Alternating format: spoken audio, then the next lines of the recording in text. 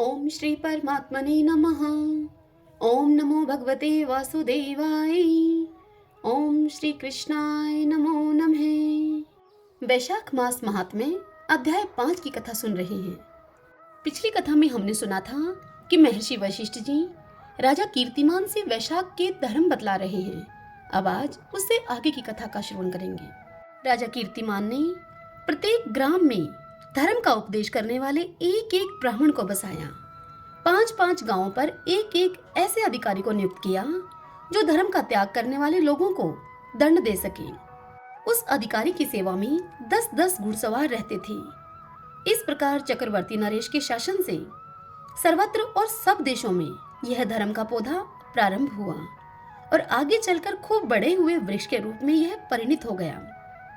उस राजा के राज्य में जो लोग मर जाते थे वे भगवान विष्णु के धाम में जाते थे। वहां के मनुष्यों को विष्णु लोक की प्राप्ति निश्चित थी। एक बार भी वैशाख स्नान कर लेने से मनुष्य यमराज के पास नहीं जाता है।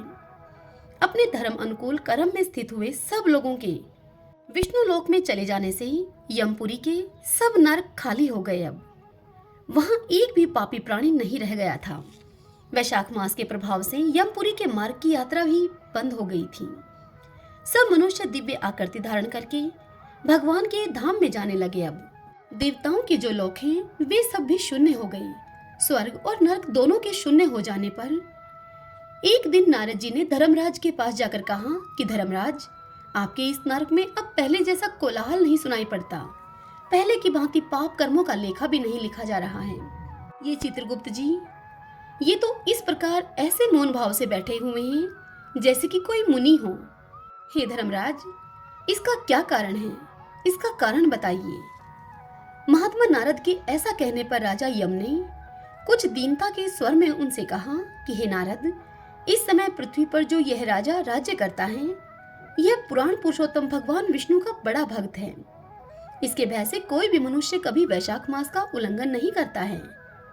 उस पुण्य कर्म के प्रभाव से सभी भगवान विष्णु के परम धाम में चले जाते हैं। हे मुनि श्रेष्ठ, उस राजा ने इस समय मेरे लोक का मार्ग लुप्त सा कर रखा है। स्वर्ग और नरक दोनों को शून्य बना दिया है। अतः ब्रह्मा जी के समीप जाकर यह सब समाचार जब मैं उनसे कह दूंगा तभी मैं स्वस्थ होऊंगा। ऐसा निश्चय करके यमराज ब्रह्मा जी के लोक में गए और वहां पर बैठे हुए उन ब्रह्मा जी का दर्शन किया जिनका आश्रय ध्रुव है, जो इस जगत के बीज हैं तथा सब लोकों के पितामह हैं और समस्त लोकपाल, दिक्पाल तथा देवता जिनकी उपासना किया करते हैं। ब्रह्मा जी ने यमराज को देखा और यमराज ब्रह्मा जी के आगे पृथ्वी पर गिर पड़े। फिर यमराज ने कहा कि हे कमलासन, काम में लगाया हुआ जो पुरुष स्वामी की आज्ञा का ठीक ठीक पालन नहीं करता है और उसका धन लेकर भोगता है वह काठ का कीड़ा होता है।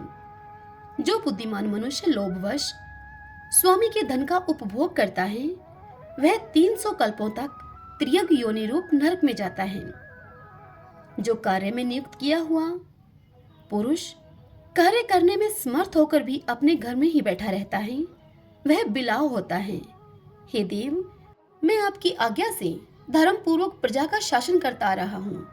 मैं अब तक मुनियों और धर्म शास्त्रों के कथन अनुसार पुण्य आत्मा को पुण्य के फल से और पाप आत्मा को पाप के फल से संयुक्त किया करता था, परंतु अब आपकी आज्ञा का पालन करने में असमर्थ हो गया हूँ। कीर्तिमान के राज्य में सब लोग वैशाख मासोक्त पुण्य कर्मों का अनुष्ठान करके पितरों और पितामहों के साथ वैकुंठ धाम में चले जाते हैं। उनके मरे हुए पितृ और मातामह आदि भी विष्णु लोक में जाते हैं। इतना ही नहीं, पत्नी के पिता, ससुर आदि भी मेरे लेख को मिटाकर विष्णु लोक में चले जाते हैं। हे देव, बड़े बड़े यज्ञों के द्वारा भी मनुष्य वैसी गति नहीं पाता है जैसे कि वैशाख मास से मिल रही है।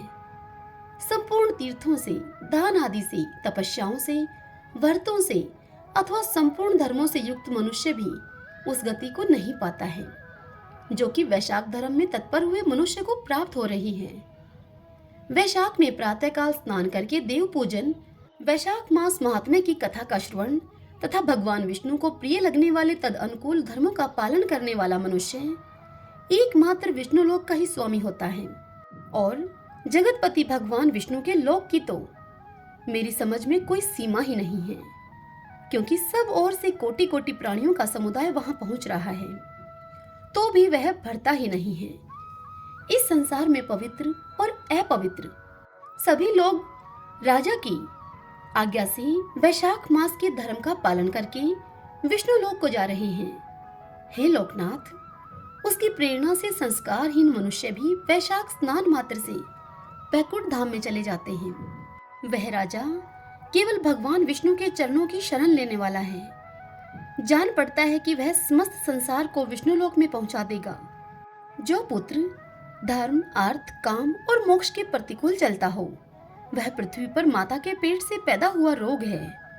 वह अधम पुरुष अपनी माता का घात करने वाला कहा जाता है, किंतु राजा कीर्तिमान की माता और उसकी पत्नी का पुण्य इस संसार में विख्यात है। उसकी माता एकमात्र वीर जननी है और वह राजा निश्चय ही संसार में बहुत बड़ा वीर है। जिस प्रकार कीर्तिमान मेरी लिपि को मिटाने में उद्यत हुआ है, ऐसा उद्योग पुराणों में और किसी का नहीं सुना गया है। भगवान विष्णु की भक्ति में तत्पर हुए राजा कीर्तिमान के सिवा दूसरे ऐसे किसी को मैं नहीं जानता हूँ, जो कि डंका बजाकर घोषणा करते हुए लोगों को ऐसी प्रेरणा देता हो और मेरे लोक के मार्ग को विलुप्त करने की चेष्टा करता रहा हो। हरि ओम तत्सत। ओम नमो नारायण। ओम नमो नारायण। आज के अध्याय की कथा यहीं समाप्त हुई। इससे आगे की कथा में कल हम सुनेंगे ब्रह्मा जी का यमराज को समझाना और भगवान विष्णु का उन्हें वैशाख मास में भाग दिलवाना। अब हम वैशाख मास की आज की कहानी सुनते हैं। सूरज भगवान रोज उठते और जग में प्रकाश देने के लिए चले जाते। एक दिन भगवान को लगा कि राणा दे सूखती चली जा रही है। तब उन्होंने राणा दे से पूछा कि तुम्हारे मन में क्या है। तब राणा दे उनसे बोली कि मेरे मन में खीर खांड के भोजन की इच्छा है। तब सूर्य भगवान बोले, मांगा भी तो क्या मांगा, ये तो हम रोज ही खाते हैं। तब राणा दे बोली कि भगवान, आप खीर खांड के भोजन जीमते हो, मैं तो खट्टी राब जीमती हूँ। तब भगवान बोले कि राणा दे, तुम झूठ बोलती हो, एक जैसा भोजन मेरी माँ हमको देती है। तब राणा दे बोली कि सुबह आप मेरी थाली लेना, मुझे आपकी थाली देना। फिर दूसरे दिन जीमते समय भगवान ने पानी के गिलास को टक्कर देकर गिरा दिया। तब उनकी माताजी बोली कि तुम मत उठो, मैं दूसरा गिलास भरकर देती हूँ। माताजी गए, इतने में भगवान ने थालियां बदल ली। राणा दे ने तो जल्दी ही खीरखांड के भोजन को कर लिया, पर सूरज भगवान को खट्टी राब भाई नहीं और थाली पर वह बैठे ही रहे। तब उनकी माताजी बोली कि आज इतनी देर क्यों लग रही है। तब भगवान बोले कि आज तो खीरखांड खट्टी लग रही है। तब उनकी माताजी बोली कि राणा दे की थाली आपने क्यों ली। फिर भगवान कहने लगे कि माँ, अपने घर में आप 2 जने और मैं जिसमें भी 2 भांत, मैं नियम पालन वाला और मेरे ही घर में ऐसा होता है तो दुनिया में क्या होता होगा। घर में सबका खाना एक जैसा बनाओ। वहां से वो कुम्हार के गए और वे बोले, 2 पेट की हांडी किस कुम्हार ने बनाई है। रतन कुम्हार को लगा कि आज तो भगवान आए हैं। मांझी तो 1 टका देती थी और ये है 2 टका देंगे। और कुम्हार बोला कि मैंने बनाई है। तब भगवान उससे बोले कि आज के बाद 2 पेट की हांडी को बनाया तो तेरे सहस्त्र पेट कर दूंगा। तब कुम्हार उनसे बोला कि मेरा तो 1 पेट भरना मुश्किल है, सहस्त्र हो गए तो मैं क्या करूंगा। भगवान, अब मैं 2 पेट की हांडी नहीं बनाऊंगा। इस तरह सूरज भगवान ने दुभांत मिटाई। सब बोलिए सूर्य भगवान की जय।